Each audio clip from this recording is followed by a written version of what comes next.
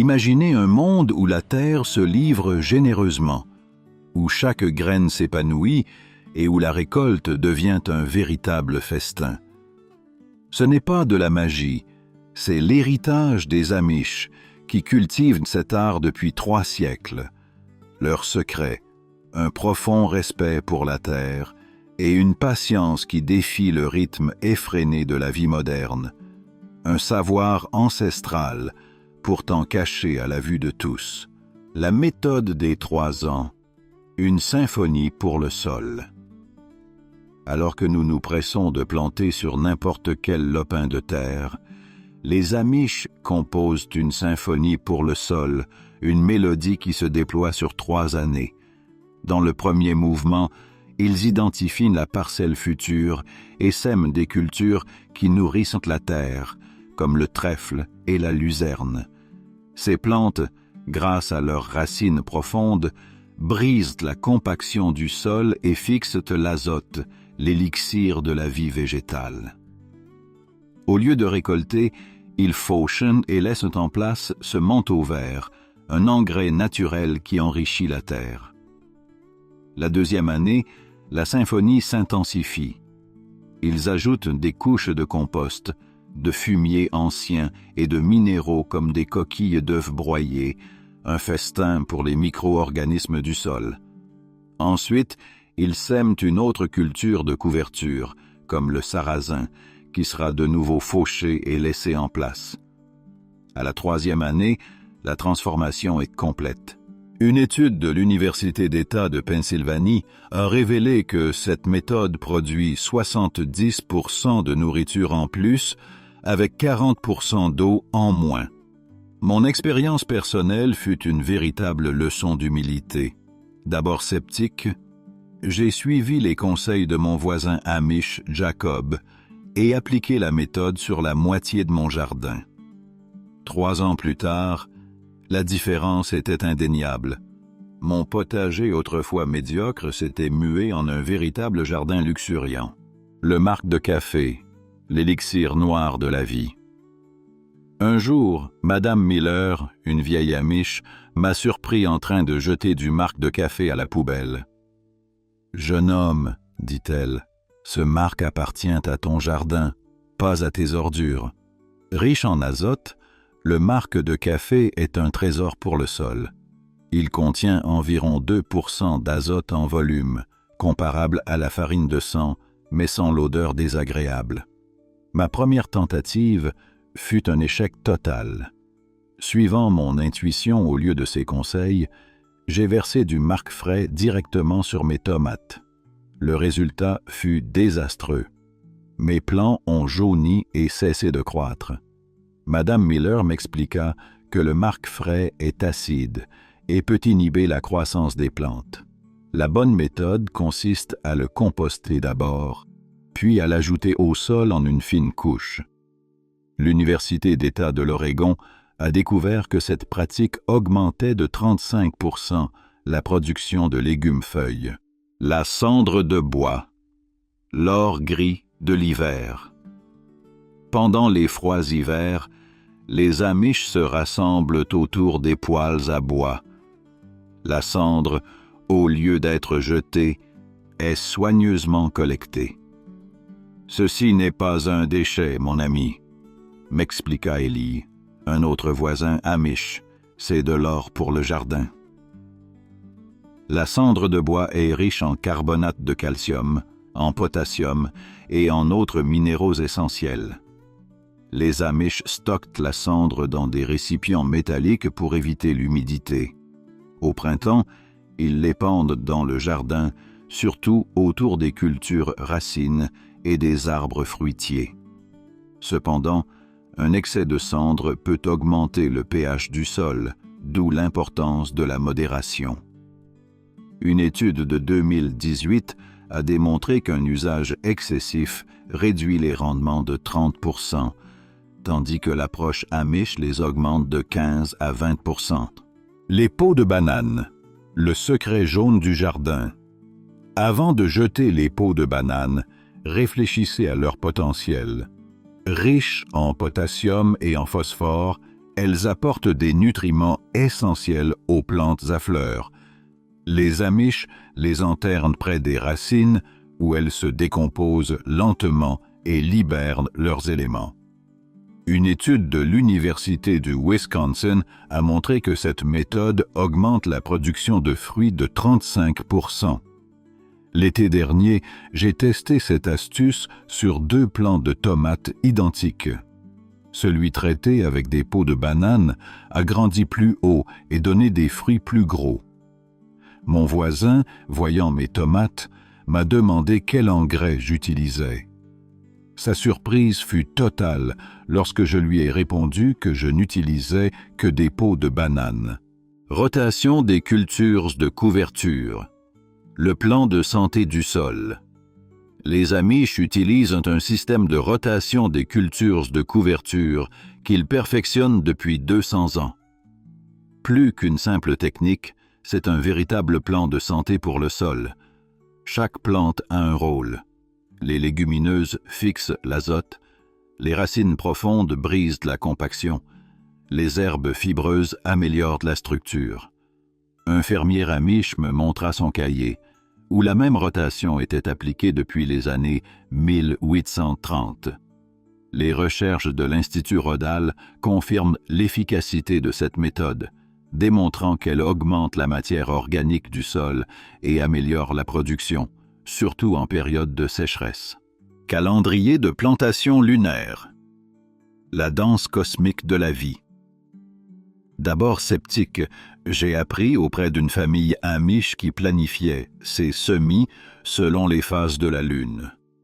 Celle-ci, par son influence sur l'eau, agit aussi sur les plantes. Le calendrier Amish divise les semis en 4 périodes. Nouvelle lune pour les cultures à feuilles, lune croissante pour les cultures de fruits, lune décroissante pour les cultures racines et dernier quartier pour la préparation du sol. Des études de l'Université de Munich ont démontré que la germination est plus élevée durant la lune croissante. Ce savoir ancestral, transmis de génération en génération, témoigne du profond respect des Amish pour la terre et ses cycles. Compagnons de jardin, la sagesse des associations de plantes. Dans les potagers Amish, les plantes ne poussent pas isolées, mais en communautés vibrantes. Là où l'agriculture moderne impose les monocultures, les Amish cultivent de véritables écosystèmes miniatures. L'association des 3 sœurs en est l'exemple classique. Le maïs, le tuteur, les haricots, fixateurs d'azote, et la courge, protectrice du sol.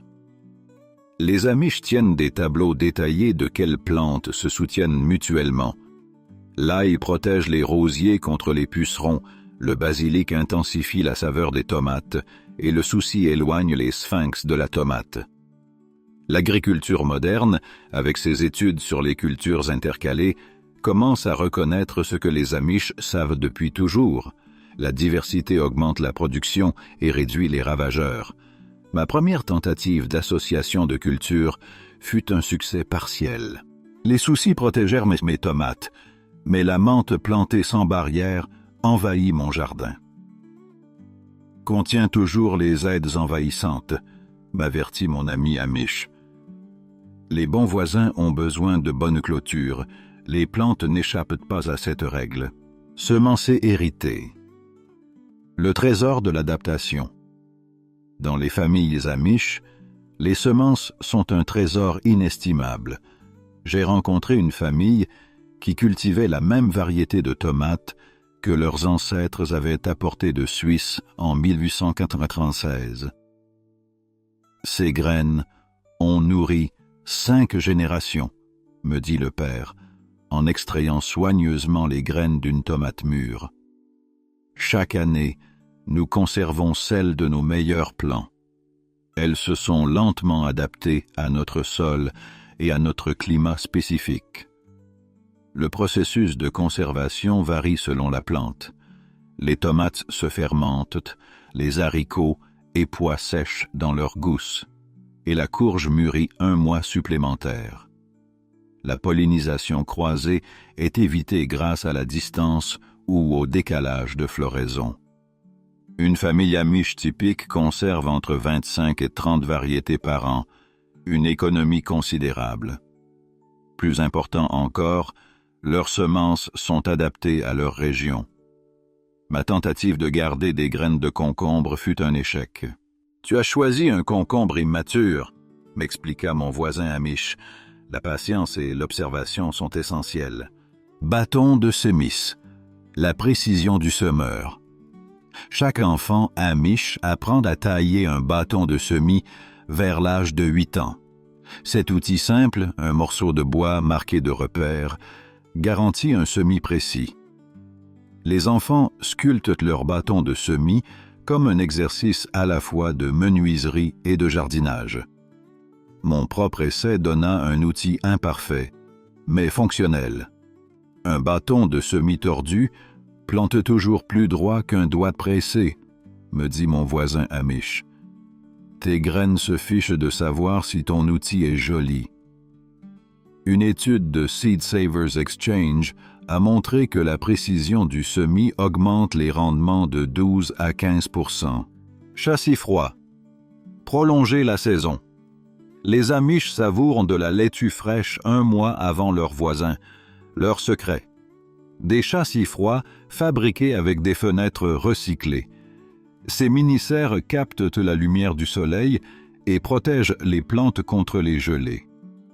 Les châssis froids Amish sont simples. Une caisse en bois surmontée d'une vitre inclinée vers le sud. Un bâton sert de cale pour réguler la température. « Pourquoi compliquer ce qui fonctionne ?» demanda mon ami amish. « Cela ne nécessite jamais ni pile, ni réparation. Les châssis froids prolongent la saison de culture jusqu'à 8 semaines. Terre de diatomée, la barrière microscopique, la poudre blanche entourant les potagers amish et de la terre de diatomée, reste fossilisée d'organismes aquatiques. Inoffensive pour l'homme et les animaux domestiques, elle est mortelle pour les ravageurs à corps mou. Les Amish appliquent de la terre de diatomée autour des plantes sensibles. Les études montrent qu'elle réduit les dégâts des nuisibles jusqu'à 80%. « Tu fais des gâteaux de jardin ?» plaisanta ma voisine. Son rire s'arrêta net lorsqu'elle vit la différence entre ses choux dévorés et les miens intacts. La terre de diatomée améliore aussi la qualité du sol. Thé de tabac, le répulsif naturel. L'arme secrète des Amish contre les ravageurs persistants est le thé de tabac, un insecticide naturel. Il se prépare en faisant macérer du tabac dans l'eau avec un peu de savon ajouté. Les Amish appliquent ce thé avec des pulvérisateurs à pompe en aspergeant les plantes infestées. Ne le prépare surtout pas dans la théière de ta femme, sauf si tu veux dormir dans la grange, me prévint un vieux fermier amish. Malheureusement, je n'ai pas suivi son conseil. Ma femme n'a pas apprécié que sa théière préférée prenne une odeur de tabac. J'ai désormais un pulvérisateur marqué « non destiné à la cuisine ». Le thé de tabac contient de 0,5 à 1,5% de nicotine, assez pour repousser les parasites sans nuire aux plantes. La garde tachetée, la patrouille antiparasite des pintades. À l'aube, un chœur de cris strident brise le silence. « Libérez l'équipe de nettoyage !» s'exclame une voix joyeuse et une nuée d'oiseaux tachetés, à l'allure préhistorique, se déploie dans le jardin. Ce sont les pintades, gardiennes infatigables, dont l'appétit vorace pour les insectes en fait des alliés inestimables. Imaginez, 4000 tiques dévorés par acre, chaque année. Un festin pour ces oiseaux, une bénédiction pour le potager. Scarabées, sauterelles, chenilles, aucun n'échappe à leur œil perçant ni à leur marche diligente. Contrairement à leurs cousines, Les poules qui grattent et picornent, les pintades sont des chasseuses, de véritables traqueuses de proies minuscules. Leur secret réside dans leur mouvement perpétuel, leur vue perçante, leur capacité à couvrir jusqu'à 2 acres par jour. Sentinelles du potager, elles protègent les cultures vulnérables, notamment contre les tiques, les chrysomèles du concombre, les doryphores et les sauterelles. Leur bavardage incessant, mélange de charnières grinçantes et de réveils stridents, peut surprendre le visiteur non averti. « Pas pour les dormeurs légers », prévient un fermier avec un sourire malicieux, « mais je préfère le bruit à la dévastation. » Elles demandent peu de soins. Un abri simple, de l'eau fraîche, un peu de nourriture supplémentaire en hiver.